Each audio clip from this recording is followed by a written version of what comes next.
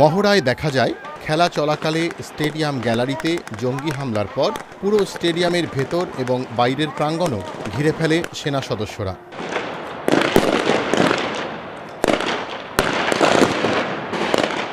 কয়েকজনকে জিম্মি করে রাখা জঙ্গি গ্রুপের সঙ্গে বৃষ্টির মতো গুলি বিনিময়ের মধ্যেই হেলিকপ্টারে করে আসে কমান্ডোরা।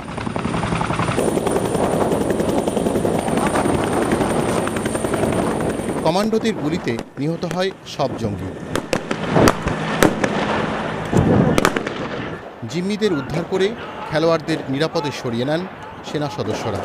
মহড়া দেখেছেন সেনাবাহিনীর 46 স্বতন্ত্র পদাতিক ব্রিগেডের commander brigadier general Mohammad Mujibur Rahman. Law enforcing agencies are capable, এই ধরনের কোনো থ্রেট আর এখন নাই এবং নিরাপত্তা পরিস্থিতি অত্যন্ত ভালো। যে কোনো ধরনের পরিস্থিতি হ্যান্ডেল করার জন্য আমরা প্রস্তুত। আমাদের কমিউনিকেশন, লিয়াজন এবং সব কিছুই থাকবে। প্রয়োজনীয় মুহূর্তে আপনারা আমাদের উপস্থিতি দেখতে পাবেন। কর্মকর্তারা জানিয়েছেন, যুব বিশ্বকাপের সময় কোনো অবাঞ্ছিত ঘটনা ঘটলে পুলিশ র্যাবের সঙ্গে স্ট্রাইকিং ফোর্স হিসেবে জরুরি পরিস্থিতি মোকাবিলা করবে 46 পদাতিক brigade. Enamul Kabir Rupam, channel I, Dhaka.